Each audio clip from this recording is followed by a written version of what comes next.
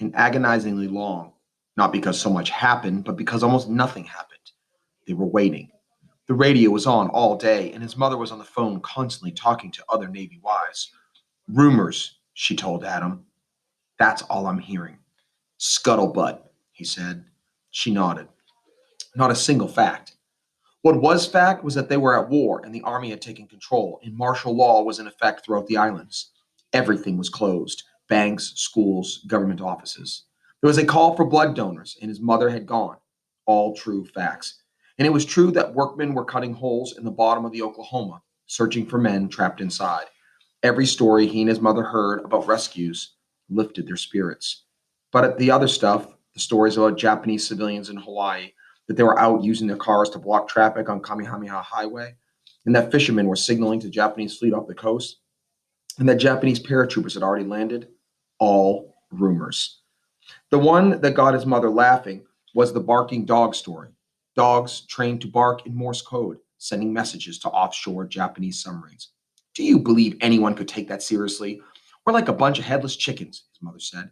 Of course they could land, but how are they going to support a landing force? How are they going to keep ammunition and supplies coming? It's too far fetched. An airstrike is one thing, but this, she sounded like his father giving one of his lectures on military strategy and the iron rules of war. She had that look now. If you wanted to convince her, you better make sense. That morning, Mrs. Parker had come flying through the hedge separating their houses to tell them she had heard from her husband. I spoke to him, Marilyn. He's okay. He wasn't on the ship. She was so excited she could hardly breathe. He was at headquarters when it started. Didn't get a scratch. He watched the whole thing from a window. Wonderful, Adam Mother said. Mrs. Parker's expression changed. Marilyn, maybe it's a sign. I told him to find out about Emery. You'll have good news too, very soon. I know you will. Wonderful, his mother said again. If there was ever a tear, if his mother had cried, she wiped it before he could see. We don't know, she kept saying to Adam. We won't know anything for sure till the Navy tells us, and not a word to Bee. But not once did Bee ask about their father. She was used to his being away. Who she missed was Kaneko, who had disappeared after the attack. When is she coming? Bee asked. Who's going to play with me? Adam, will you play with me? She handed him a ballerina costume to put on one of her paper dolls. You didn't do it right, she said. Not like Kaneko. Where's Kaneko, Mama? The buses aren't running this week, his mother said, giving Adam a warning look. Kaneko will come soon. An airplane went over, and they stopped and listened. Not Japanese, Bee said, looking at Adam. Smart kid, he said. Sticky brain. And he thought about Davy and Martin, too. Were they okay? He wanted to see them, but he didn't want to leave his mother. He might hear something about his father. Adam would see Davy when he went back to school, but school stayed closed. Everything had changed.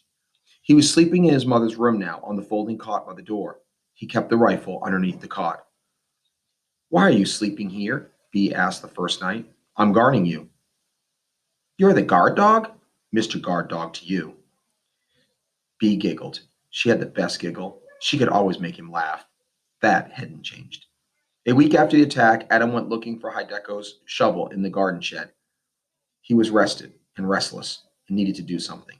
In the garden, he began digging an air raid shelter, one of the things they'd been encouraged to do. The digging was harder than he expected, and he stopped a lot. Leaning on the shovel, he lost himself, watching the shadow of the palm leaves darting back and forth on the roof. Davy was the first person he'd ever met who talked about light. Adam had never thought about it before Davy. He had never thought about air either, being able to breathe.